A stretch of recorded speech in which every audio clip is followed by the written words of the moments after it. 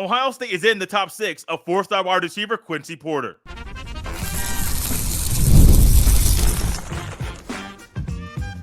You are Locked On Buckeyes, your daily podcast on the Ohio State Buckeyes. Part of the Locked On Podcast Network, your team every day. Welcome in, Buckeye fans, to a Thursday edition of Locked On Buckeyes. Here on Thursday, May 16th in the year 2024. I am your host, Jay Stevens, also the host of the Jay Stevens Podcast. And today's episode is brought to you by FanDuel. Make every moment more. Right now, new customers get $150 in bonus bets with any winning $5 bet. It's $150 with any winning $5 bet. Visit FanDuel.com/LockedOn to get started. During today's episode, Locked On's recruiting analyst Brian Smith is back with us. Brian and I dive into the recruitment of wide receiver Quincy Porty, Mario Nash Jr., a really talented offensive tackle that the Buckeyes are trying to get from the South, and also one of Nash Jr.'s teammates, Dearius Yates, a talented running back that Lachlan wants to. A recruiting update a little earlier in the week. I'm sure you're going to enjoy it. And as we welcome in Brian Smith, I'd like to thank LinkedIn Jobs for being the official college football recruiting sponsor across the Locked On College Network. These days, every new potential hire can feel like a high-stakes wager for your small business. That's why LinkedIn Jobs helps find the right people for your team faster and for free. Post your job for free at linkedin.com/LockedOnCollege. Terms and conditions apply. One thing we expect, Brian, when it comes to Ohio State is that they're going to recruit elite wide receivers.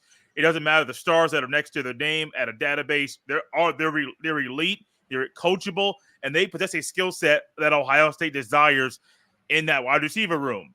In comes Quincy Porty. He's 6'3", standing about 190 pounds.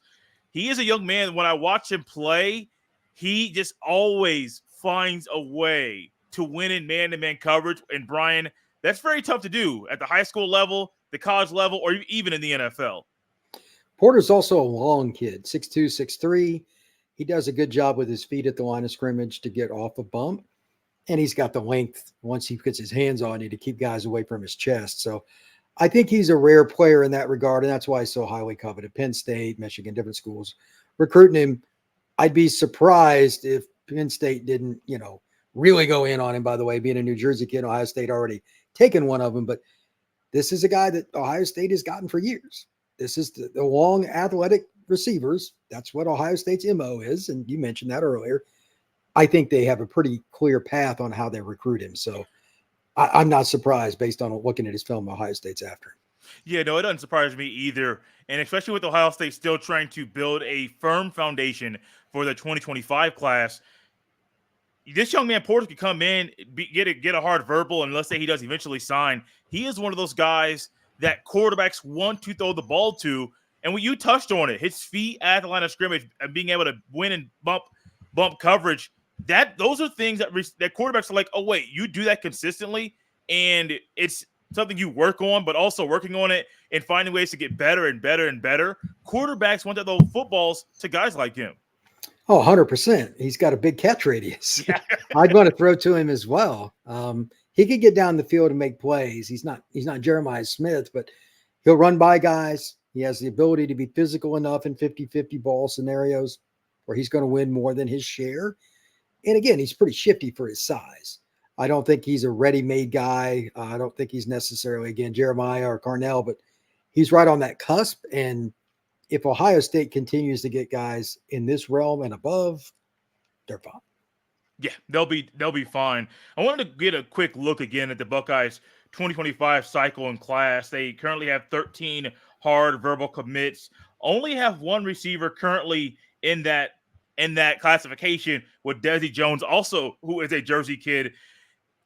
I'm not saying they're going to get all the kids from Jersey, all the top receivers from Jersey, but this is a time now, Brian, where Ohio State really wants to figure out, do they want 3 receivers? Do they want 4? Do they want 5? And if they want that number, go out and try to win on these official visits that guys are going to take. Porter's going to take one to Ohio State on June 7th.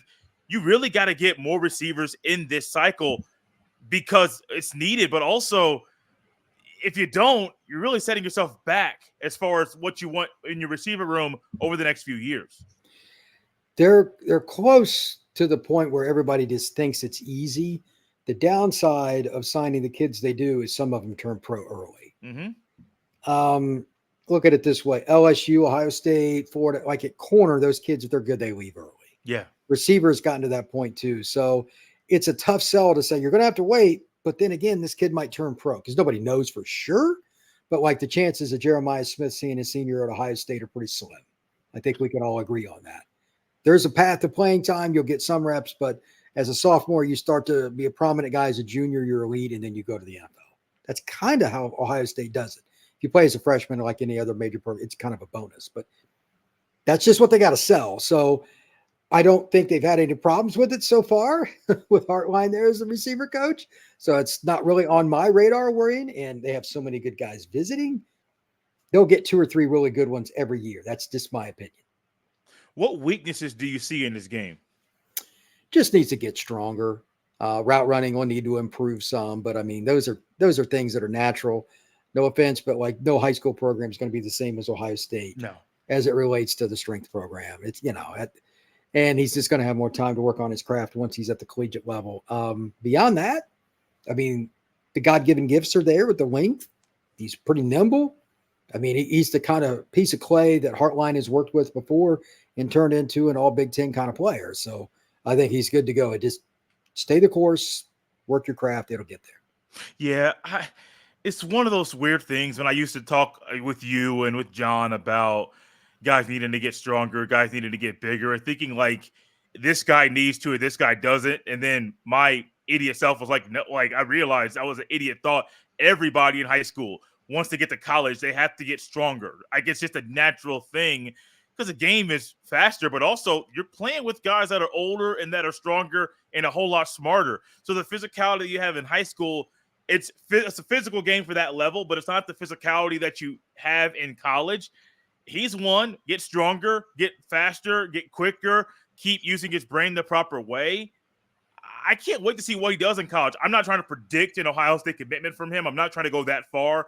And we heard it from you, Brian, like predicting where kids is going to go. It's almost one thing you don't want to do because it's hard. You think they're going somewhere. It's so hard. You think they're going somewhere, Brian, and they go somewhere else. And you're like, wait, what happened? They're kids. They change their minds every day. Yeah, I'm not worried about that stuff. The official visits will take care of themselves. Ohio State does a great job with their OBs, and it's a receiver. Yeah. If he really wants competition, Ohio State is as likely as any of his other options. Penn State is the one that needs him the most, though. Like they're obviously their receiver situation's polar opposite Ohio State's. So there's a lot of unique opportunities for Porter. I don't know where he's going to go. Don't know the young man, but this is the player that Ohio State has stolen from Penn State for years, pretty much. So till otherwise proven, I would assume Ohio State will get it. From one man in Jersey that Ohio State and Heartline really, really want to a man down in Mississippi that got an offer extended from Ohio State's running back coach. We'll dive into Mario Nash Jr. next. This episode is brought to you by FanDuel Sportsbook. It's winner take all in the NBA and NHL, and FanDuel is giving you a shot to bring home a big win of your own. Right now, new customers get $150 in bonus bets with any winning $5 bet. That's $150 to bet on spreads, money lines, player props, and more. And even you're able to bet on future Ohio State games. Head over to FanDuel Sportsbook, and you can see betting lines on the game against Michigan, the game against Oregon, and others. Early betting lines currently right now, Ohio State, the spread is Buckeyes -1.5. It was Buckeyes +1.5 previously. So if you want to put money on that game right now, Ohio State, Oregon, that's a game I have circled on my calendar. I would watch if I'm not a Buckeye fan. And you want to put money on it, you can do it right now over at FanDuel Sportsbook. Visit FanDuel.com/lockedon and make every playoff shot count. FanDuel, America's #1 sportsbook. Are you watching Fox Sports or ESPN on your TV all day? Have to turn down the volume with all that shouting? Make the switch to Locked On Sports today, a free 24/7 sports streaming channel programmed for you every day to bring you the biggest stories without all the screaming. Locked On Sports today brings you can't miss analysis, opinions, and news, streaming 24/7 on the YouTube or the free Amazon Fire TV channels app, part of the Locked On Podcast Network, your team every day.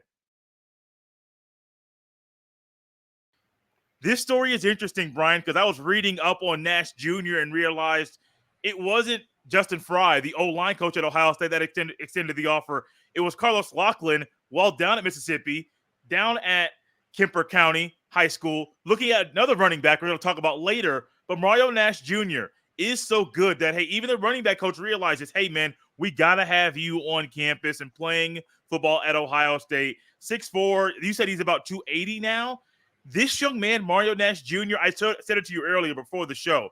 When I watch him play, Brian, he's more athletic than you would think he would be at his height and the size that he has on the football field. When he was at Under Armour in Atlanta, he was the best pass protector there. And that's the best Under Armour event every year is Atlanta. It's got the most defensive linemen. The turnout for who signs up to show up is always the best, etc. I think that Nash was the best guy there. And Florida State wants him. Ole Miss wants him. LSU, all these different schools offered Mario. And because of where he plays, it's just a podunk high school in Mississippi. He doesn't get scouted much. But if he lived in Atlanta, Miami, or Dallas, he'd be a high 4-star guy. This is a big-time football player. He's just middle of nowhere, Mississippi. So don't let the ranking stuff fool you. Let the offer list tell you the real story. And he's one of my favorite offensive tackles in the class. I don't care where he's from. And he did really well against guys that are 4- and 5-star defensive linemen from all over the South. He was stoning guys. Great lateral feet. And he has the ability to throw a punch into the man's chest and just hold him off and lock him out. That's bottom line. He's been coached. I don't know who all he's worked with, but Mario has been coached by some different people that have obviously done well, because one-on-one pass rush without pads is way more easy for the defensive player than the offensive player. And he was still really good at it. So I think he's a national top 100 kid, but his rankings may not reflect that. But I bet you he plays early no matter where he goes. Brian, every time I see guys do pass rush drills or one-on-one O-line versus D-line without pads, part of me cringes, like in my face. I make a face where I cringe, and I'm saying, why are they doing that? Now I understand the rules, the regulations in high school, and also the camps you're at. Like, those are things that need to happen based off the things that they want to accomplish. I'm not a fan of it personally. I really don't like O-line, D-line, one-on-ones without pads, because you say it's an advantage for the D-lineman, but also I always think someone's going to get hurt. It's just how they do it. Yeah. I don't even think they're allowed to use pads at these. Like, it's just, there's legalities involved. It is what it is. It's not a great barometer, but there's no way to test the lineman because you can't have hitting. I got to see run block before I can grade you. You can't do it. Right. You know what I mean? It's why at the Under Armour camps, everybody floods, no matter who's there. Everybody floods to the lineman one-on-ones because it's the only time it's good on good. Because watching a high school lineman is awful because they're going against a kid that can't handle them 9 out of 10 times. Yeah. And they just run over people. High school lineman film is awful to watch. It's terrible. You're correct, because I was watching Nash's film, and I encourage everybody watching this or listening to this show right now, go on and try to find his huddle film and try to look up where Nash Jr. is playing football. You're going to realize it's not good on good. There's nowhere close to that. Now, granted, he is, like, you can see his athleticism and being able to pull and get to the second level very well. Like, you can see all those things, be it his footwork, his frame, his pad level, all that stuff. But it's not like he's going up against somebody else who has multiple SEC offers or multiple Big Ten offers. He's not doing that, which is possibly why there's so many pancakes on his film. It's just like, it's not good on good. It's good versus a guy who doesn't even have a D3 offer, doesn't have an NAIA offer, doesn't have any of those offers. He's playing football, final year playing football, is a senior year of high school, and so be it. Do you see any weaknesses in his game? Needs to add a little weight. He could probably be better in the run game. He's the exception, because most kids run block better coming out of high school than pass block. And I'm not saying he can't run block, but like his pass set's just good enough now that he's advanced at it. A lot of the best run blockers in high school have terrible technique, but they're so strong. It's almost like the old phrase, it's gorilla ball. We're just going to run over you. Yeah. And he's a different guy. He's a technician. Trying to think like Oklahoma scheme when they had Lincoln Riley and stuff like this, some of the zone stuff they did and all that. Perfect fit. But at some point when it's 3rd and 1, you need to move the man in front of you against his will. That's the first thing he'll need to do, whether it's Ole Miss, LSU, Ohio State, wherever he ends up. I forget his official visit list, but he's probably going to need 1 year of strength, and then he can probably get into the lineup. So I was looking at one place, and this is before I started watching the film. They said he's an interior offensive lineman. I watched the film though, and I see him play more tackle. See, I'm looking at your face right now. When I watched him play, I saw tackle playing it and also being very good on the edge. I don't really see interior offensive lineman at the next level. If he's 280 now, he's probably playing at 310, 315 at the next level. And he's almost a guy of his athleticism. He's almost too athletic to even try to put on the interior. I think we're both on the same page here, Brian, thinking he's more of a tackle in college. Everybody can have their opinion, but the opinion about him being better at guard than tackle is incorrect. He's a natural tackle. And if you can find guys that can pass protect, you want them all day. What is the NFL draft highest? D-line, offensive tackle, and quarterback. Those are the priority spots. There are some exceptions. Yeah. But, if you can find an offensive tackle, I know it's not the most glamorous. That's where you're going to go. Joe Alt went 5th this year. There's always a tackle somewhere around 3 to 7 in the draft that goes early. So he was kind of par for the course. This is the kind of guy that could eventually be in that realm. Athletic guys in space too. He's a guy you want out on screens. He can run. He'll get to the second level on a combo block, move up to the linebackers. I want him at tackle. Yeah. That's just my opinion. What would it mean for Ohio State if they got a commitment from Mario Nash Jr.? That means they've gotten in the game again with the elite offensive lineman. And when Ohio State's good, offensive tackle has got to work out. Quarterback can't throw it to Jeremiah or anybody else, Carnell, etc., if he's on his back. You've got to constantly get offensive tackles. I'm not saying they don't have a good offensive line, but I don't think Ohio State's standard on the O-line's been as where Ohio State fans would like it over the last year or two. They're slightly below. This would take them up another notch. I think he can play for any school in the country. I really like Mario Nash Jr. From the offensive lineman that's getting a lot of attention in Nash Jr. down in Mississippi to his teammate who's a grade under him, who Carlos Lockwood was down in Mississippi to see when Nash Jr. got his offer extended, is Dearius Yates. He's next up on Locked on Buckeyes on Recruiting Update with Brian Smith.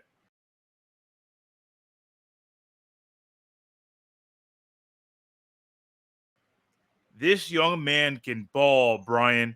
I don't say that about a lot of guys coming out here this early in the conversation about somebody else, but at 6 foot, about 185 pounds, Dearius Yates can ball. He's a speedster, but he's not just a speedster. He knows how to use his vision and knows how to get quickly north and south and get to that end zone.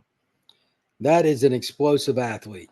I don't remember how far into the film I was when I was watching it, but I said, why are you kicking the ball to him? Right? Why aren't you look, y'all, don't make it harder on yourself. Yeah. He's the best player on the field. Just make him work to get the football. They got to hand it to him. That's it. They kicked the ball to him. It didn't go well. And he outruns guys that got a 3-yard advantage. Yes. And they didn't touch it. He's a kid that can put up the football cleats and put on the track spikes. He's that kind of guy. I think personally his best spot would be corner if he wanted to play it. He's got that kind of twitchiness to him, his lateral ability. And running backs don't last long anyway. Mm-mm. But, whatever he wants to do, he could do it. Receiver, corner, or running back. He can play any of them. I just think that it's interesting that a Mississippi kid's in that boat. But as a backdrop for those of you who don't know about Lachlan, he's a New Orleans guy. He's coached at Memphis. So anywhere from New Orleans to Memphis, anything between and Mississippi's right in the, they're going to recruit Mississippi now, which Ohio State fans are not familiar with. They'll probably get a Mississippi kid every year. When Lachlan was at Memphis, he put 5 running backs in the NFL from Memphis. So right. his ability to coach is tremendous. He's a great coach. I think they'll be just fine. This is a different kind of guy, though. This is kind of like a Chip Kelly running back. Yes. That played, I'm not saying he's 4'2" or something, but he's fast, bro. Kenyon Barner, that kind of guy that played at Oregon, he can go. I don't know if Ohio State's going to trend a little more that direction. They've used some bigger backs recently, and then Travion was the thoroughbred. But he's so fast. I think the other part here, if it doesn't work out at running back, or even if it's just part-time, a guy gets hurt, he could play slot for us. He could be our kickoff and punt return guy. He plays so many different things. His offer is it's an easy one for Ohio State to make. Oh, I don't normally watch running back film and think, oh, he's a speedster and he has this Andy has that. A lot of guys have speed, and they just possess their speed. That's why they have all the offers. It's because of their speed. No, that's not the case at all. His offers, I looked at a few of them: Florida State, Auburn, UCF, TCU, Mississippi State, the in-state school, Texas A&M. Western Kentucky's the one that is kind of the oddball here, where it's like no shot. yeah, like what's going on here?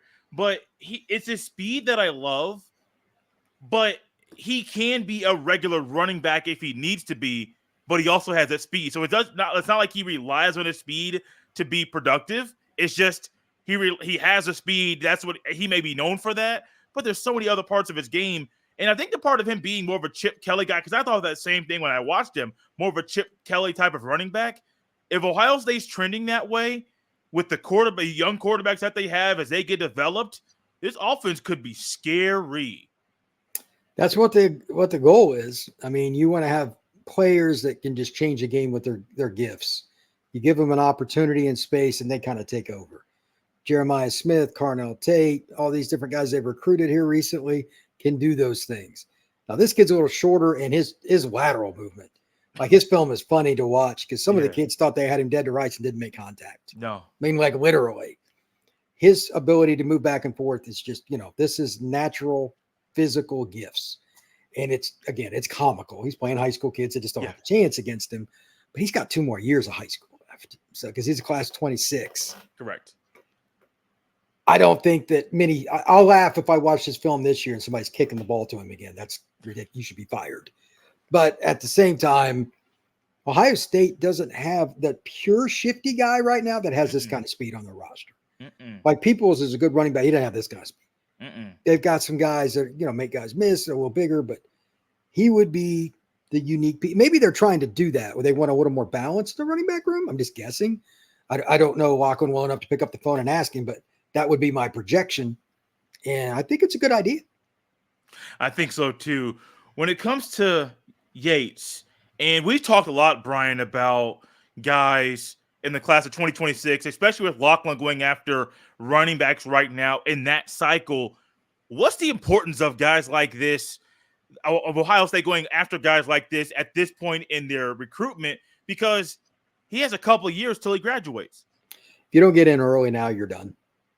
Most school, even Ohio State offer, if Mississippi State recruits a kid, and I'm sure they're all over this guy, for 2+ years and you recruit him for 6 months, where do you think he's going? Ohio State fans will always say Ohio State. That's just not how it works. It's about relationships. If you're not in on kids early, you're not signing them. The moniker on the shirt helps, but it's the person wearing the shirt. How well do I know him? Is my mom comfortable with him? Does my high school coach trust? There's a lot of things that is 100% relationship based. And especially if Ohio State's doing that, like Louisiana, like Lachlan will recruit Louisiana. Ohio State will start getting kids like that on campus at least. If you get them on campus early, the chances of eventually getting an OB as they head into their senior year will skyrocket. Yeah. So that's what this is about. And he's a barometer for it. And obviously running back's what we're talking about, but it's the same deal with a California kid, a Texas kid, a Missouri kid. You need to get those young men on your campus unofficially most often, so you can get the official visit later and eventually get their letter of intent. Can you kind of dive into the type of player that Ohio State might be getting as they try to recruit Mississippi and Louisiana using Lachlan's connections down there? The people in that area are some of the nicest people on planet Earth.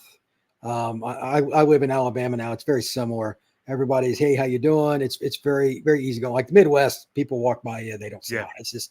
It's a different world. It's much nicer. I think that you're talking about people that they're just going to do what they do. They are very much traditional and they just grind. They don't worry about what's going on around them. Their home area means more. There's a lot more pride and family and stuff, and they want to represent. So I was at a high school practice yesterday in Georgia. All the kids are home. A bunch of them got offers. They're no different than the kids that have no offers. That's the thing I see about the stuff in Georgia, Louisiana. It's the same stuff. You're going to get kids that are going to come in, not assume anything, and go play football for you. And these are also the same kids that Nick Saban won 6 national titles with at Alabama. So that should be a good thing. Yeah, I was wondering if you were going to throw that in there, because my entire life I have always been drawn to the Southern football Texas. I include Texas in this too. High school football, Texas, everything in the South, Alabama, Louisiana, Mississippi, and I throw Arkansas in there because I used to live in Arkansas, so I watched a little high school football, and I'm like, oh, so this is a little bit different than what I was used to in Indiana as far as high school football caliber of athlete, the mindset down there versus what the Midwest, even Ohio, had that type of athlete's mindset is. But there's a reason why Nick Saban, LSU, and Alabama won national championships at both schools, recruiting this same area that we're talking about right now. The athletes down there, they do have that demeanor, but also they're different. Like we talk about kids from South Florida, how there's a different mindset. There's also this caliber of offensive linemen down in the South that I think Ohio State desperately needs. Because, Brian, if they want to shift the path of their O-line recruiting and even D-line recruiting's not as bad as the O-line recruiting, but they want to shift and turn the tide on both of those.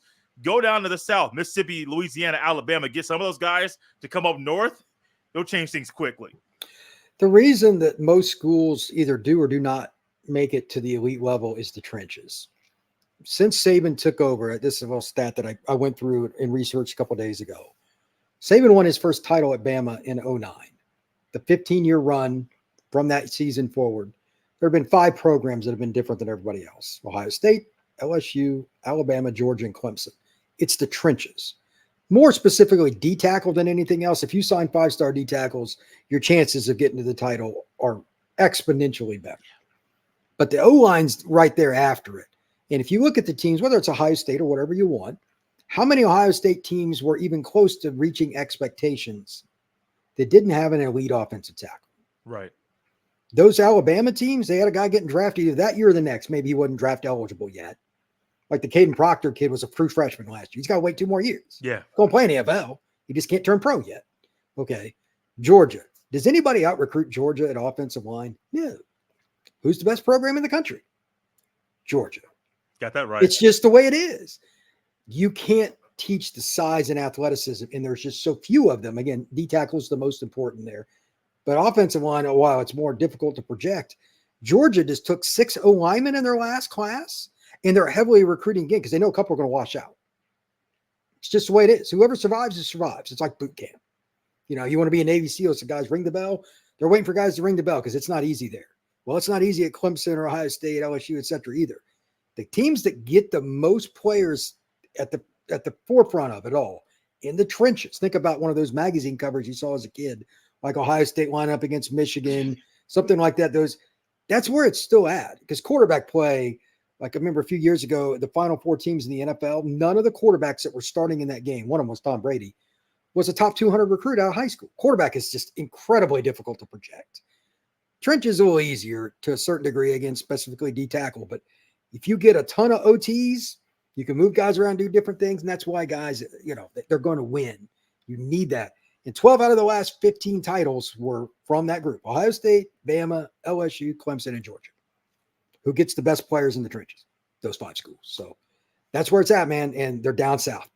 Those kids are down. It's a very heavy concentration area culturally.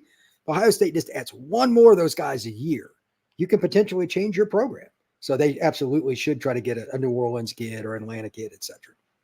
For those of you that have been here for a while and know Brian and I occasionally hit topics that are outside of recruiting, we'll have to wait a few months for that, at least a couple months, because we're about to get into the official visit season, and Brian and I will be doing a lot of the official visit recaps or previews of players that are visiting Ohio State and those that will be visiting Ohio State. So Brian and I will get more to the topic type things that him and I do occasionally later. But Brian's a guy, whenever he's here, we're talking about recruiting. Official visit season is here. And if there's, once we get the flip season in a few more months, we'll talk to Brian about that too. You can follow Brian on X at FBScout_Florida. Follow me on the same platform at JSteven07. This has been Locked on Buckeyes here on a Thursday. We'll see you next time.